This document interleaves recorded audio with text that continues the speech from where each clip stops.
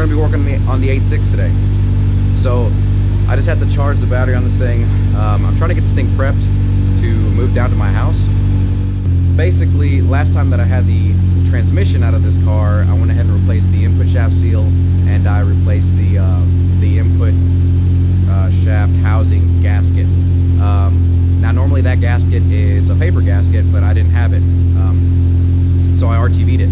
I thought it was gonna be fine, but I guess it isn't. So basically it's leaking trans fluid again. So I'm gonna go ahead and move the car. Actually, what I'm gonna do is I'm gonna drive around up the street for a little bit, take you guys with me. I'm letting it warm up right now, letting the battery kind of get charged again. But then we're gonna move it up to my brother's garage and put it up on jack stands, take the trans out.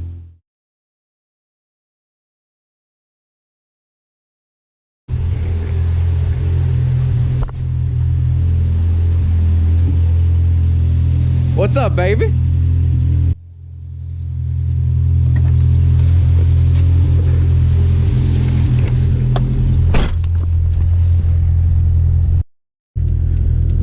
So the car's warmed up. Obviously it really needs an alignment.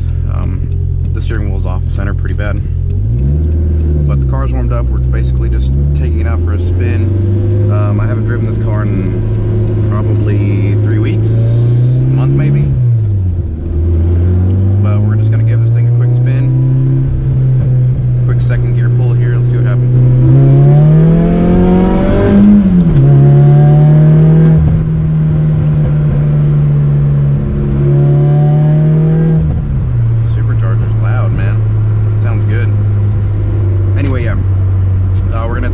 Out, make sure that this gearbox actually doesn't leak anymore before we move it down to my house, because basically I'm going to need to move the MR2 and the 86 down to my house. So the way I plan on doing that is pretty much just renting a 2-car trailer, or I got a buddy that I used to work with that has a 2-car trailer, seeing if he'll let me borrow that. But I need to move both those cars down, because the way I'm doing it now is I'm driving 2.5 hours to my parents' house and my brother's house to work on the car. We're gonna go past this person.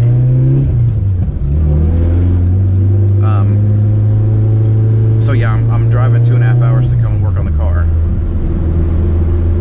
So obviously that needs to change. So I'm gonna get the 2-car trailer, get the cars down there, and that way we can work on both cars down to my house and not have to worry about having both cars up here and parts scattered everywhere. Everything will be in one location and we can get both cars on the road and I'll be happy with them.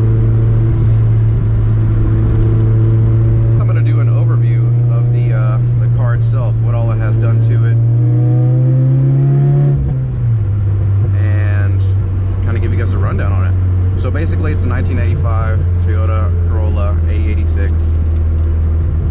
What's up, cop? Please don't turn around. Thank you. I'm the most inconspicuous car on the road, I'm telling you. I'm not going fast, sir, I promise. But anyway, it's a 1985 Toyota Corolla AE86, and it's supercharged. It's got the 4AGZE supercharged engine out of the Toyota MR2. Some of the things that have been done to the engine, it's pretty much stock. So all it has is a bigger crank pulley, making a little bit more boost, front mount intercooler, and that's about it. It's stock otherwise. Yeah, other than that, it's stock. It's got a total lightweight flywheel, ACT clutch. They're I think they're like Super Street, or it's one that Battle Garage has on their website. But it's got that. This thing revs up really quickly. And it's got a Tomei T-Trax technical differential in the back. It's the 2-way diff. Did a full rear end rebuild refresh on this thing not too long ago. Unfortunately, it was before I started recording videos for YouTube, but you can take my word on it. It's got a weird performance solid pinion spacer.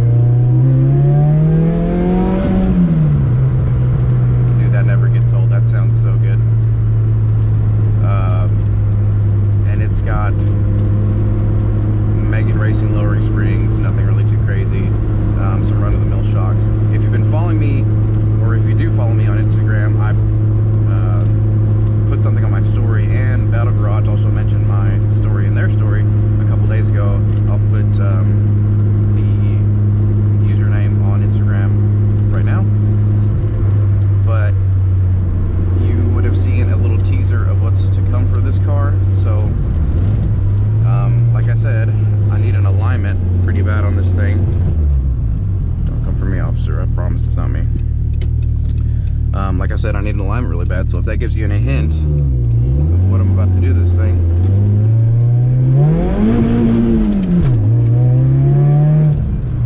A little sideways action first gear, rev limiter.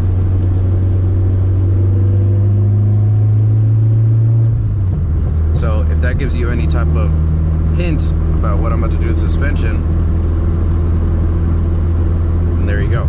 So that'll be the next video. I'm actually super pumped. I've never had something so, I hate to say it, but something so high dollar for this car. I'm super excited about what it's going to do to the characteristics of the car. It's just going to be incredible. So stay tuned for the next episode to see what happens. But we're going to go ahead and turn around now, and I'll see you guys back at the garage.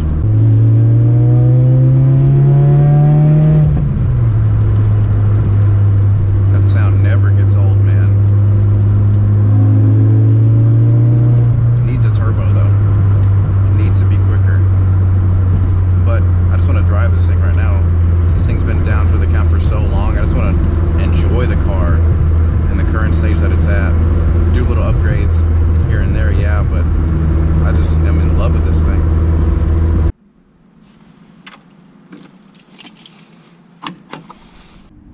So I just parked the car, and you can see already that it's starting to leak. It's leaking in between the bell housing, so you can see the little puddle starting to form right there. But I just checked the smell of it, and it is indeed gear fluid, gear oil. So let's go ahead and get started.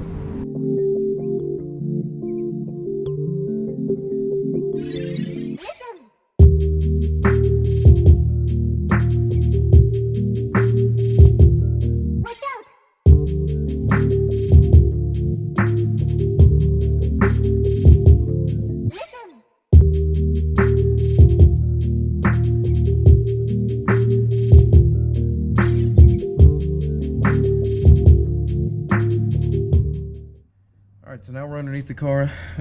You saw me jack the car up. So I drained the fluid out of the trans. I took the speedo cable out. Now I'm going to take the drive shaft out. So all it is, these two bolts that bolt up into the frame of the car for the little bracket thing. And then you've got the propeller that bolts up to the diff. And then once all that's unbolted, then the drive shaft comes out.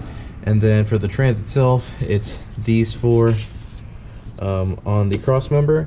And then you gotta take the bolts on the slave out. And you gotta undo the brackets that go from the trans to the block. And then the bolts that go from the trans to the block, the ground. And you gotta take the shifter out from up top. And that's it. It's not too bad, then it comes out.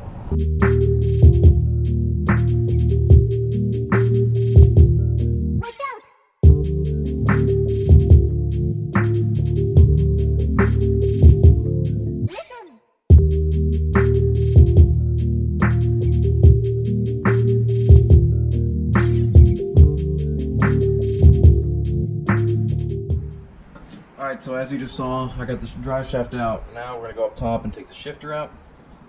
Oh, got a little spillage here, but we're going to take the shifter out, and then it's going to be taking out all the bolts from the bell housing to the block itself. And then the last thing to get unbolted is going to be this cross member here. Once the cross member gets undone, I'm not going to undo it from the trans itself. I'm just going to undo it from the car. And then after that, you're going to see me struggle and wiggle to get this thing out. Alright, so I unbolted the trans cross member, and now basically all I do is I just use my legs to kind of squeeze up on the sides of the trans and push up on the tail end over here, and then basically what happens is the trans ends up resting on my body, and then I have to kind of just shimmy out of here, but it sucks. But here we go, whatever.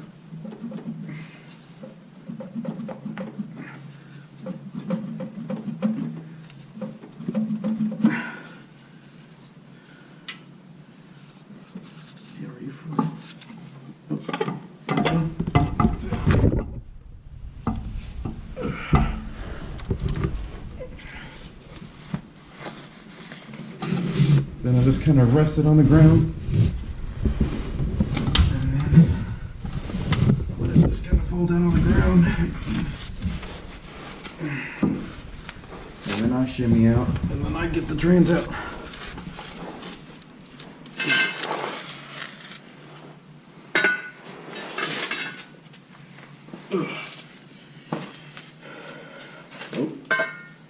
Sorry about that. Alright, let's pull this thing out. Alright, so this is what we're working with. I already took the clutch release bearing out, but there's oil everywhere around inside. But like I said, I don't think it's this gasket right here. Hold up. I don't think it's this gasket.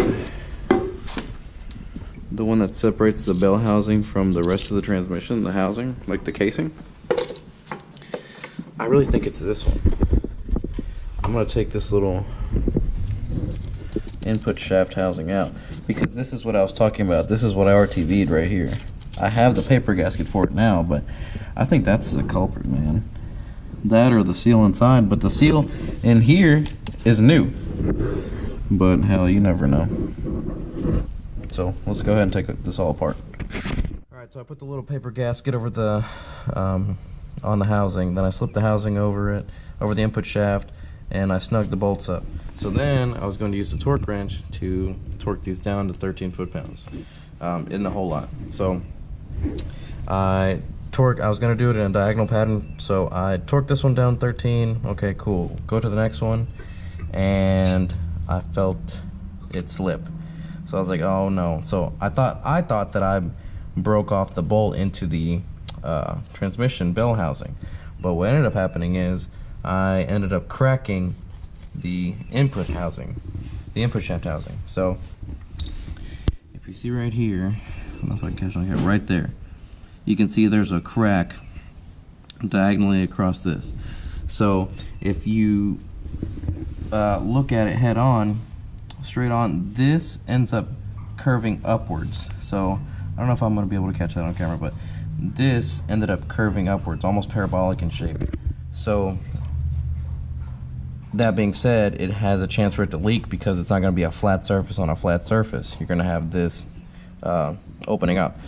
But luckily I had another one because I had a spare transmission, so I just took the housing off of that. And then I had to order a new input shaft seal. So I went and grabbed that this morning and put another, I ordered 2 paper gaskets luckily, so I just snugged that up. I didn't torque it down, I just snugged it up to where I felt it was good. Tight is tight, right? Especially with such a low value like that. But now the next steps are going to be making sure that this is all greased up, good to go, and shoving it back in the car. Alright, so transmission's back in, drive shaft's back in. I didn't record it because, I mean, it's the opposite of removal, right? But now I gotta go get some gear oil. One thing I did do is I bought the filler oil level check plug thing. I got a new one of those bolts, but the one that's already on the transmission was so seized that I couldn't get it off. I tried PP Blaster, I tried WD-40, heat, torching it, fucking spitting on it, whatever, but it wouldn't come off. So now I gotta get some gear oil, and that way all I'm going to do is just fill it through the shifter hole. It's 1.7 liters, and then that's gonna be it. Hopefully this fixes it this time, but let's get it.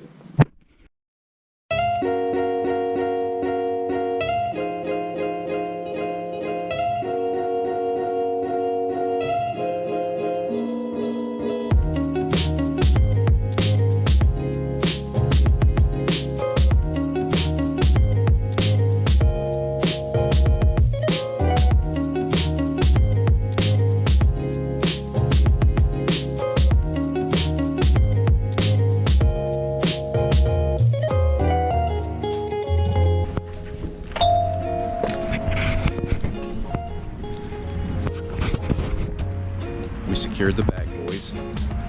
Let's go fill this stupid transmission up and hopefully it doesn't leak this time.